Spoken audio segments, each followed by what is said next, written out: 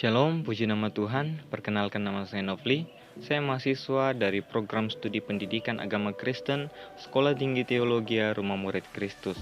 Pada kesempatan kali ini saya akan membagikan satu materi dari mata kuliah Spiritualitas Kristen dengan judul materi Gambar Diri dan Pelayanan.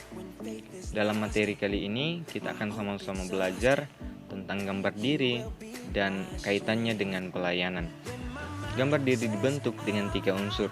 Yang pertama yaitu bagaimana pengetahuan kita tentang diri kita. Lalu yang kedua, bagaimana penilaian kita terhadap diri kita.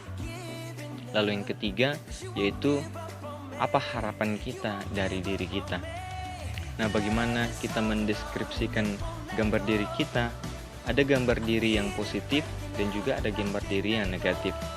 Gambar diri yang positif adalah kita mengenal diri kita dengan baik. Kemudian kita dapat menerima fakta tentang diri kita. Lalu yang ketiga, kita mampu menghargai diri kita. Yang keempat, kita mampu menerima dan memberikan pujian dengan wajar. Yang kelima, kita mampu memperbaiki diri ke arah yang lebih baik. Kemudian yang keenam, yaitu mampu menempatkan diri di dalam lingkungan. Nah, ini adalah gambar diri yang positif, bagaimana kita dapat memandang diri kita sebagai ciptaan yang baik, ciptaan yang mulia, dan kita mensyukuri atas setiap kebaikan Tuhan atau setiap apa yang sudah Tuhan berikan di dalam kehidupan kita. Kemudian gambar diri yang negatif adalah seorang yang sensitif terhadap pujian. Kemudian dia responsif terhadap pujian. Yang ketiga, dia adalah orang yang hyperkritis. Yang keempat, cenderung merasa tidak disenangi oleh orang lain. Yang kelima, pesimis terhadap kompetisi. Yang keenam, tidak dapat menerima kekurangan dirinya. Nah, ini adalah gambar diri orang-orang yang memandang buruk tentang dirinya sendiri atau lebih kepada pesimis, sehingga dia tidak percaya diri dengan dirinya sendiri. Lalu bagaimana dengan konsep diri yang sebenarnya?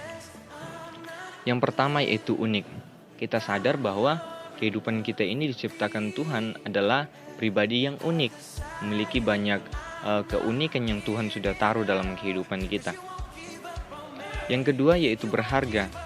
Kita harus mengetahui bahwa kehidupan kita adalah kehidupan yang berharga yang sudah diberikan oleh Tuhan. Bahwa kita sudah ditebus oleh darah yang mahal, sehingga kita boleh menikmati kehidupan saat ini. Nah, dalam konsep diri ini, kita juga harus mengetahui kelemahan kita. Nah, saat kita mengetahui kelemahan kita, kelemahan itu harus ditingkatkan, sehingga itu menjadi suatu kelebihan dalam kehidupan kita.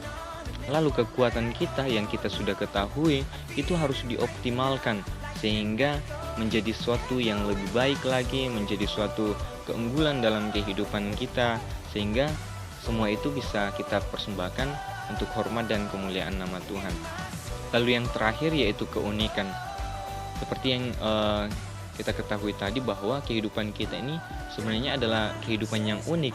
Nah, keunikan itu harus disyukuri dalam kehidupan kita. Karena ada banyak orang yang ternyata kehidupannya unik, tetapi mengira bahwa kehidupannya itu adalah sesuatu yang aneh. Tetapi materi kali ini mengajarkan kita bahwa sesuatu yang unik dalam kehidupan kita itu kita harus syukuri. Kenapa? Karena keunikan itu hanya ada dalam kehidupan kita dan tidak dimiliki oleh orang lain. Jika kita melihat dalam Alkitab, ada satu tokoh Alkitab yang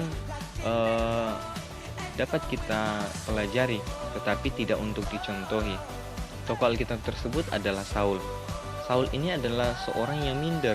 Pada saat dia akan dipilih dan diurapi menjadi raja, dia ini adalah pribadi yang minder. Kita tidak boleh menjadi seperti Saul yang memiliki kehidupan yang suka merendah atau minder dengan apa yang kita miliki. Merasa tidak layak, merasa tidak mampu.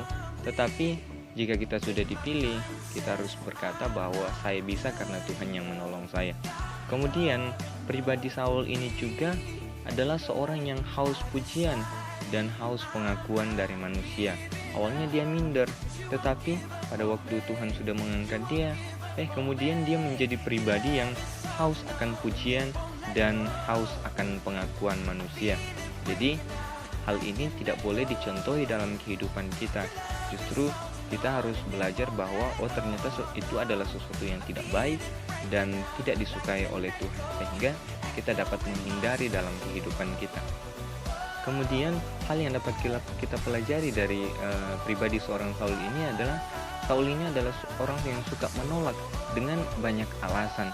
Saul ini suka berdalih setiap mungkin dia ditegur atau diberikan perintah, dia memiliki banyak alasan, sehingga alasan itu dapat membenarkan dirinya sendiri.